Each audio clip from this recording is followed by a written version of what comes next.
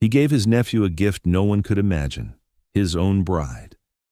But what the billionaire groom didn't know was that the poor bride and his nephew were secret lovers. That one night destroyed everything. A torn wedding veil, crafted from Italian lace that cost more than a suburban home, lay discarded on the cold marble floor of the master suite. A silent testament to a promise broken before it even began. Not far from it, the crystal fragments of a shattered champagne glass glittered under the dim pre-dawn light, like fallen stars from a collapsed universe. From behind, a locked, soundproofed mahogany door down the hall, a sound could just be heard if you pressed your ear against the wood. A muffled, desperate crying that was being swallowed by the sheer cavernous size of the mansion. Outside, the sprawling, manicured gardens were bathed in the strobing, intrusive red and blue of police lights. Their silent flashes painted a chaotic, nightmarish scene against the mansion's proud stone walls, illuminating the pale, shocked faces of the household staff huddled by the service entrance like refugees in their own home. By morning, the truth would tear apart one of the wealthiest families in America, leaving nothing but ruin and speculation in its wake. But how did it get this far? Before the story spirals even further, make sure to subscribe to my channel and turn on notifications so you never miss what happens next. And hey, tell me in the comments where you're watching from. I love seeing how far these stories travel. Also, when the story ends, don't forget to show your support through likes and comments. It truly means the world to me. Was this a cruel game of power, a final devastating checkmate in a lifelong match between an uncle who had everything and a nephew who felt he had nothing? Or was it something far more primal? A desperate act of revenge, disguised in the delicate silks and fragrant blossoms of love? Who was truly betrayed that night? Was it the groom, a man who believed his staggering fortune could insulate him from the messiness of human emotion? Or was it the young bride, a woman who saw a golden cage and chose to burn it down rather than live inside it? And just how far would a woman, cornered by a lifetime of poverty, go to escape a life of quiet desperation? The wedding bells had rung just hours earlier, their joyous, expensive peals echoing across the 50-acre estate. The flash of a 10-carat diamond ring, a stone so flawless it seemed to hold its own light, had sealed a promise. It was in front of a congregation of the world's most powerful people, but even then, the signs were there, cracks in the perfect facade for anyone willing to look. The bride's hands trembled as she held her bouquet of rare orchids. The nephew's jaw was clenched so tightly a muscle jumped in his cheek, his jealous eyes lingering on her a second too long. A look of raw ownership that defied the day's ceremony. In a world where money can buy anything, one man, Richard Greystone, thought he could even buy loyalty. But loyalty sometimes sleeps in your own bed, right down the hall. The man at the center of this opulent tragedy was Richard Greystone. At 52, he was less a man and more a force of nature. A self-made billionaire who had built a global empire of logistics and technology from the ashes of a failed family business.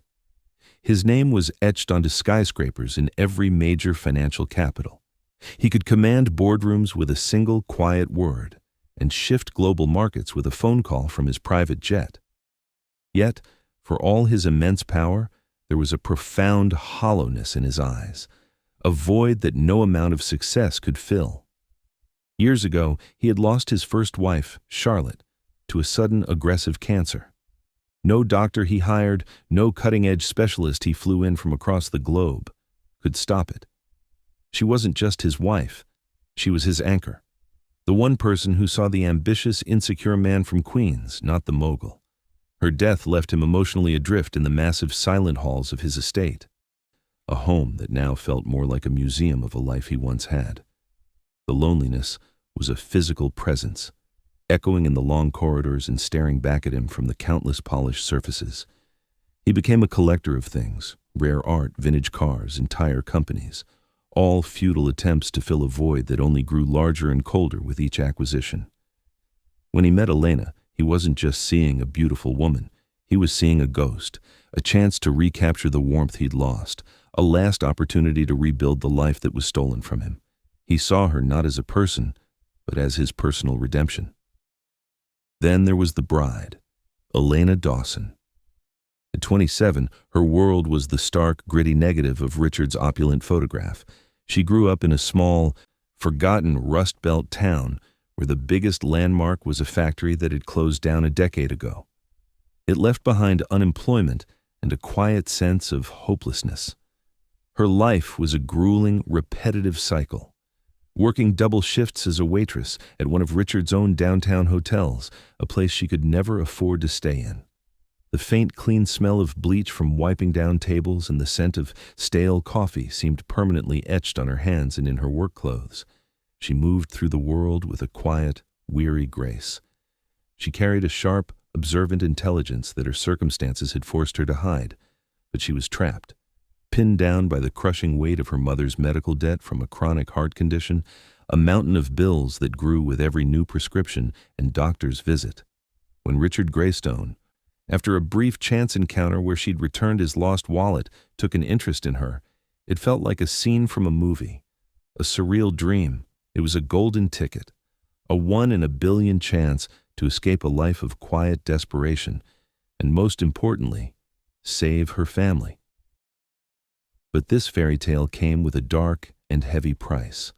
The Greystone estate, with its priceless art and armies of silent staff, felt less like a home and more like a beautifully decorated prison. Her only comfort, her only breath of fresh air, came in secret, stolen moments, with the one person in that house who seemed to understand the invisible bars of the cage. That person was Adrian Greystone, Richard's nephew. At 29, Adrian was the picture of inherited privilege, handsome, charming, and educated at the finest schools money could buy.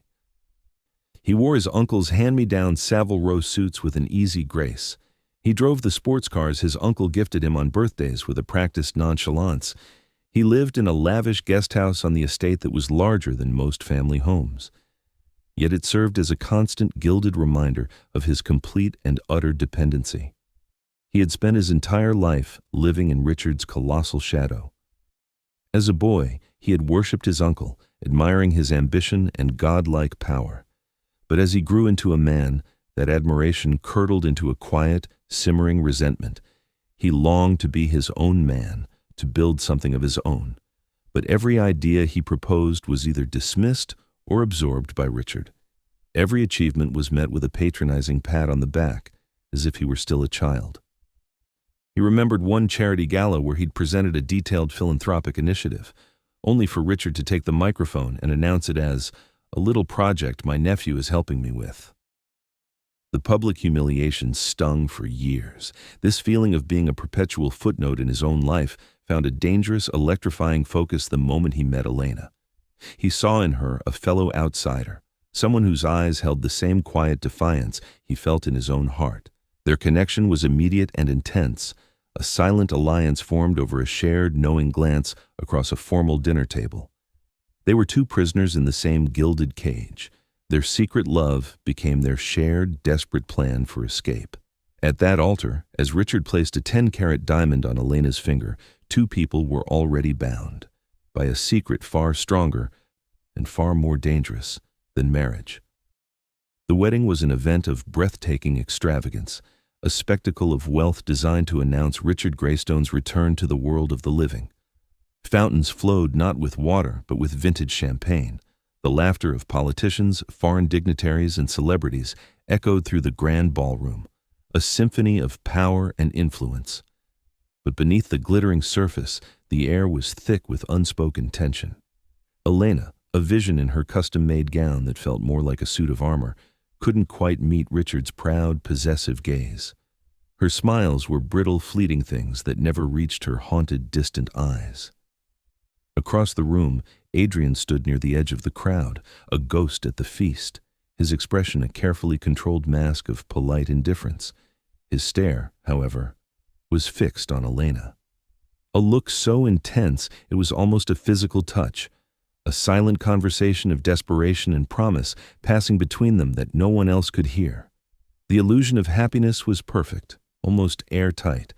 It held through the vows where Elena's whispered "I do" was barely audible. It held through the first dance, where Richard held her as if she were a priceless acquisition.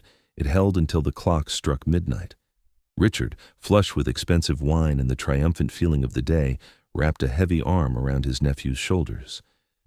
"Adrian," he boomed, his voice carrying across the hushed room, like a king addressing his court. "Take care of my bride for me tonight while I finish some business with our Tokyo partners. A good host ensures his guests and his wife are never lonely." The crowd chuckled. A wave of polite amusement at the billionaire's casual, almost feudal display of absolute power. But for a few people, the joke landed like a stone. Elena's face froze, a mask of sheer, unadulterated panic. The color drained from her cheeks as the laughter died down, leaving a heavy, awkward silence that was more damning than any accusation. Later that night, as the last of the limousines purred away and the mansion fell into an expectant quiet, the real story began to unfold. The security camera footage, reviewed days later by stone-faced detectives, would show a flicker of movement in a dimly lit hallway near the family wing around 2:15 a.m. It was Adrian Greystone, slipping out of his own room, his posture rigid with a terrible purpose. He didn't hesitate as he entered the bridal suite where Elena was staying. There was no audio. But through the grainy black and white footage, the shadows of two figures told a story of anguish. They paced like caged animals, their gestures sharp and desperate. You could see the shadow of Adrian reaching out, pleading, and the shadow of Elena recoiling, her hands flying to her face. Then, for nearly an hour, nothing. The next morning, the head housekeeper, expecting to find the happy bride enjoying breakfast in bed, found Elena's room empty. The bed was pristine, untouched. The only sign of disturbance was a single broken picture frame on the floor, a simple, cherished photo of Elena and her smiling mother. Its glass shattered.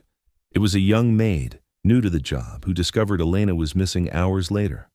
Huddled in a small, dusty guest room, in the long-forgotten East Wing, was her $1 million wedding dress, crumpled in a heap in the corner like a discarded costume. Adrian was gone. By the time Richard returned from his late-night calls, triumphant and oblivious, the whispers had already turned into a deafening roar among the staff. The perfect image he had so carefully curated was not just cracked, it was obliterated. The billionaire groom, betrayed and humiliated on his own wedding night. Before you judge any of them, ask yourself, what would you do if the only path to love was through an unforgivable act of betrayal? And if you're still watching this far without subscribing, come on, don't just listen to their pain and walk away. Hit that subscribe button, because every story I tell deserves someone who truly listens. By sunrise, the bride had vanished from the public eye. And so, it would soon be revealed, had $10 million of Richard Greystone's fortune. The fallout was a media apocalypse. News vans camped outside the iron gates of the Greystone estate for weeks, their long-lensed cameras searching for any sign of movement, turning the family's private tragedy into a public spectacle. Tabloid headlines screamed from every newsstand, each more lurid than the last. Billionaire betrayed. The bride, the nephew, and the $10 million lie. A tale of greed and lust in America's richest family. The official police investigation, led by a weary old-school detective named Miller, began to peel back the layers of a carefully constructed and breathtakingly audacious plan. First, they followed the money. Detective Miller, a man used to dealing with street-level crime, found himself staring at a complex web of deceit. Investigators uncovered a series of discreet bank transfers made from a holding company Adrian managed, totaling nearly $10 million. The funds were meticulously funneled through a labyrinth of shell corporations in Panama and Cyprus, before landing in an untraceable anonymous cryptocurrency wallet. It was a digital ghost. Then came the human intelligence. The once tight-lipped staff, now speaking to detectives with a mixture of fear and relish, began to paint a picture of a relationship in turmoil. A maid reported overhearing hushed, frantic arguments between Elena and Adrian for weeks. A butler recalled seeing them in a secluded part of the garden, Elena in tears, Adrian holding her, his face a mask of grim determination. The final, damning piece of evidence was discovered taped to the underside of a drawer in Adrian's study. 2 expertly forged passports with new names and identities, a clear, irreversible plan for a new life. As the evidence mounted, the narrative began to splinter into 1,000 different theories. The public and the press, acting as a national jury, debated endlessly. Was this a simple crime of passion, a desperate escape by 2 star-crossed lovers?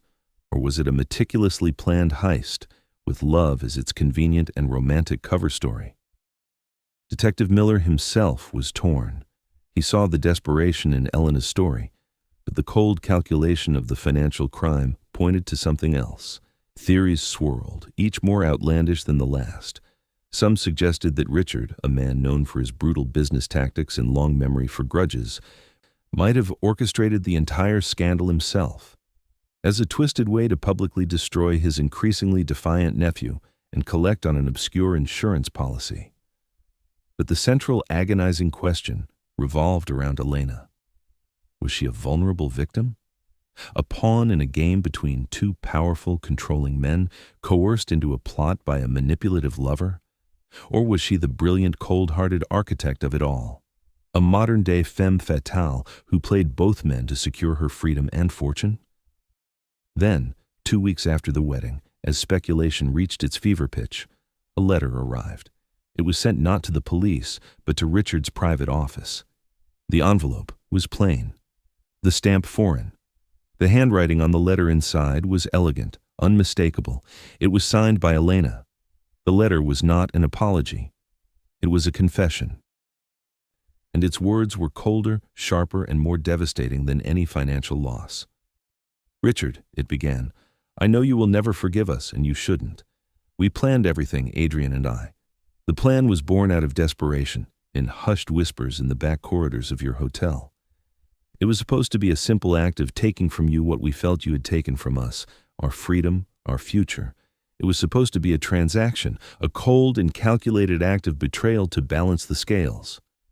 As Richard read, the words blurred.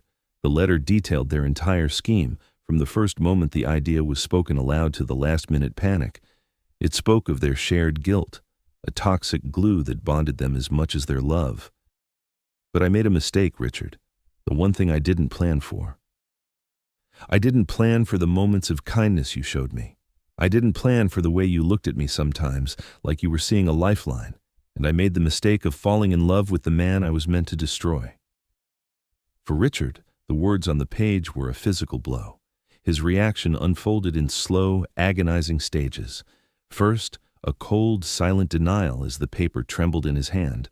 Then, a volcanic rage that saw him sweep his entire desk clean, sending priceless artifacts crashing to the floor in a symphony of destruction. And finally, a profound, empty grief settled in. He realized, with a dawning horror that chilled him to the bone, that he wasn't just betrayed by a woman he barely knew. He was betrayed by his own blood, the boy he had raised as a son. If love and loyalty collide, which one would you choose to save? A year passed. The world, with its voracious appetite and short attention span, moved on to the next scandal. But Richard Greystone did not. He became a ghost. He sold off a majority stake in his company, resigned from every board, and vanished from the public eye. He bought a quiet, secluded villa on the Italian coast, a place of stark beauty where no one knew his name or the story that haunted his every waking moment. The ruthless billionaire was gone, replaced by a solitary graying man who spent his days walking the rocky shoreline.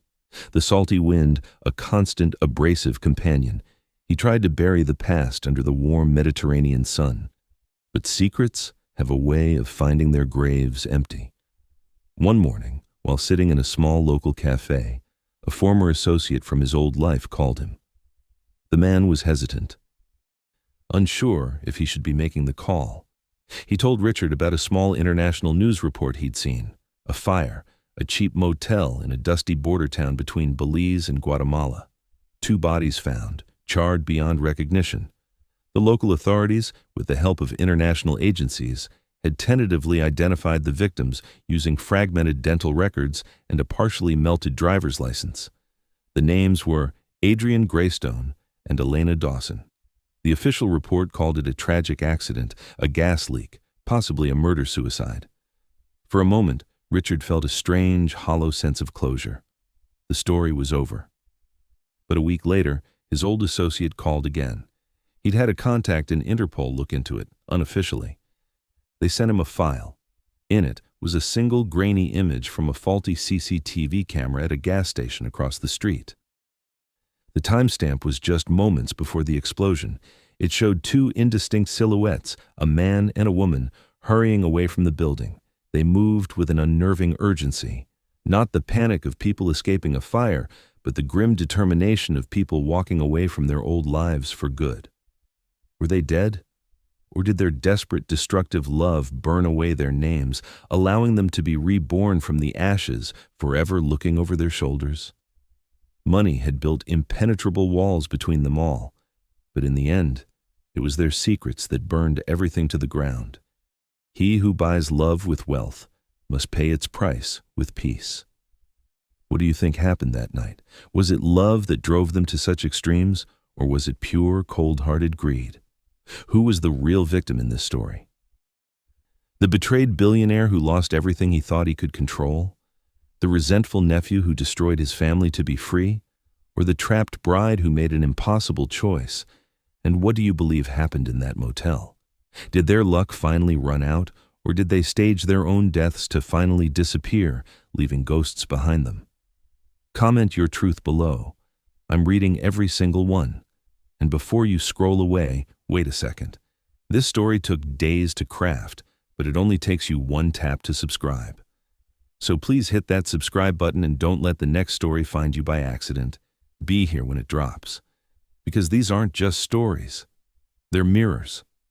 And sometimes what we see in them is darker than fiction.